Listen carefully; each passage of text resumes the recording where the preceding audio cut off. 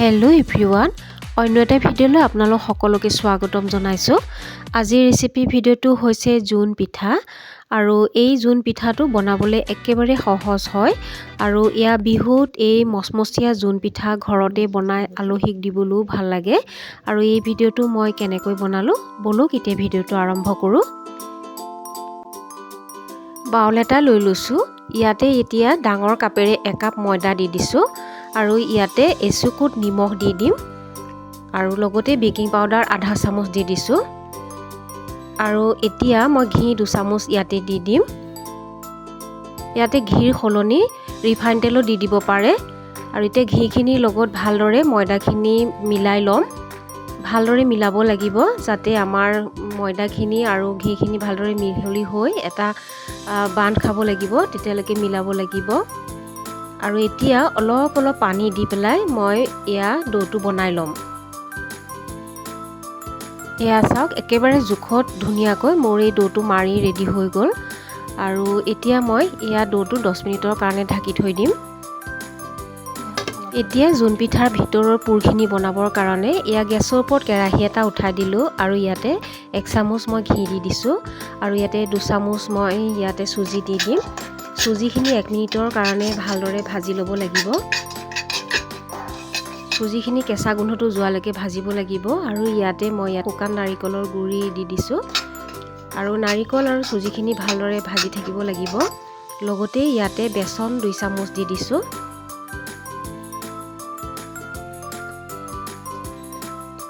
আৰু ইয়াতে পাউডাৰ গাখীৰৰ পেকেট এটাও দি দিছোঁ। দিয়াৰ পিছতে ভালদৰে লৰাই ভাজি থাকিব লাগিব। এতিয়া কাজু আৰু আলমণ্ড বাদাম দি দিছোঁ, লগতে খিচমিচ কেইটামানো দি দিছোঁ। তেতিয়া আমাৰ পুৰখিনি খাবলৈ বহুতো সোৱাদ লগা হ'ব। মই ভাজি থকা সময়খিনি আপোনালোকক কৈ দিম, কিন্তু মই ভিডিঅ'টো দীঘল হৈ যাব নহ'লে। ইয়াতে চেনি জোখমতে আধা কাপ দি দিছোঁ।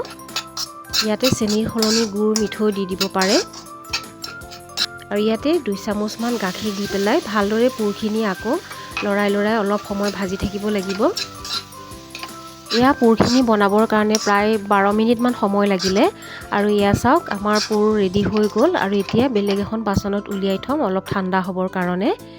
এয়া চাওক, 10 মিনিটৰ পিছত ডোটো চাইছোঁ। আকৌ এবাৰ মই ডোটো ভালদৰে এবাৰ মাৰি ল'ম। তাৰপিছতে মই সৰু সৰুকৈ লাডু বনাম আৰু এয়া লুচি টাইপৰ এনেকৈ মই বেলি ল'ম। একেবাৰে পাতল আৰু বহুত বেছি ডাঠ হ'ব নালাগিব ৰুটিখিনি এই বেলতে। আৰু এয়া চাওক, গোটেইখিনি লাডুৰ পৰা মই ইয়াৰ লুচি মই বেলি লোৱা হৈ গ'ল। এতিয়া পুৰখিনিও ঠাণ্ডা হৈ গৈছে আৰু লুচিও বেলি লোৱা হৈ গ'ল আৰু এতিয়া জোন পিঠা বনাবলৈ ৰেডি। হাতত লুচি এখন লৈ লৈছোঁ আৰু ইয়াতে পুৰ দি পেলাই মাজত ভৰাই দিম আৰু পুৰ অকণমান বেছিকৈ দিলে জোন পিঠাকেইটা খাবলৈ বহুতো সোৱাদ লগা হয়। আৰু ইয়াতে ছাইডখিনিত মই অলপ পানী দি দিছোঁ আৰু এতিয়া ছাইড দুটা লগাই জইন কৰি দিম। ভালদৰে টিপি দিব লাগিব যাতে তেলত দিলে ফাটি নাযায়। আৰু এয়া চাওক, ধুনীয়াকৈ এয়া জইন কৰি লোৱা হৈ গ'ল।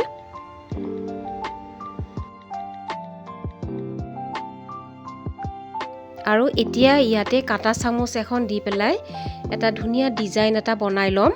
তেতিয়া জোন পিঠাটো দেখিবলৈ খুবেই ধুনীয়া হয়।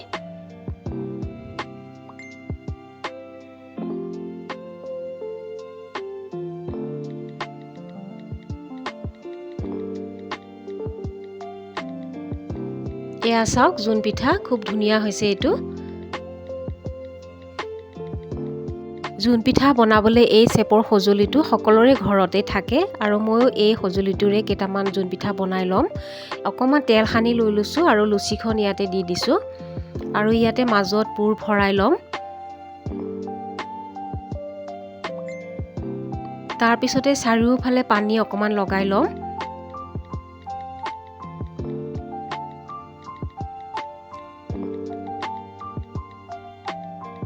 আৰু এয়া চাওক, এনেকৈ টিপি দি দিছোঁ আৰু ছাইডৰখিনি মই আঁতৰাই ল'ম। লৈ পেলাই খুব ধুনীয়া এটা জোন পিঠা ৰেডি হৈ গ'ল।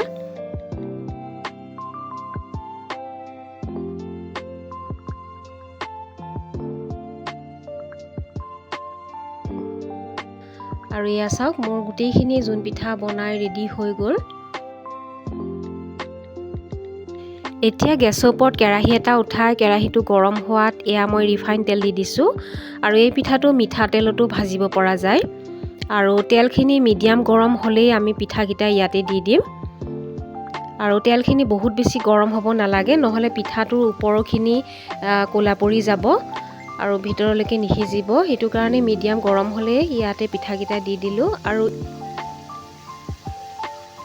গেছৰ ফ্লেমটো ল' টু মিডিয়ামত ৰাখিয়ে এয়া জোন পিঠাকেইটা ভাজিব লাগিব। আৰু তেতিয়াহে পিঠাকেইটা মচমচীয়া হয়। মাজে মাজে পিঠাকেইটা ইলুটি শিলুটিকৈ মই লৰায়ো আছোঁ। আৰু অলপ সময়ৰ পিছতে চাবচোন খুব ধুনীয়া গোল্ডেন ব্ৰাউন হৈ আহিব।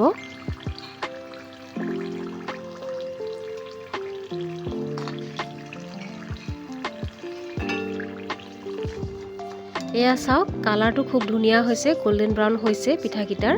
আৰু এতিয়া এই পিঠাকেইটা নমাই থ'ম আৰু বাকীকেইটাও মই এনেদৰে ভাজি ল'ম এই তেলখিনিতে। আৰু এয়া চাওক গোটেইখিনি পিঠা মোৰ জোন পিঠা বনাই ৰেডি হৈ গ'ল। পিঠাকেইটা কিমান মচমচীয়া হৈছে মই এটা ভাঙিও দেখাইছোঁ।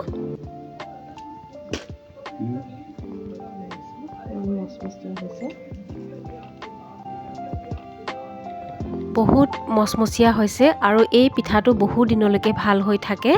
আৰু বিহু বুলি আকৌ এবাৰ বনাম মই। আৰু আজিৰ এই ভিডিঅ'টো আপোনালোকৰ কেনেকুৱা লাগিলে, যদি ভাল লাগিলে তেতিয়াহ'লে লাইক এটা কৰিব আৰু মোৰ চেনেলটো ছাবস্ক্ৰাইব কৰিব।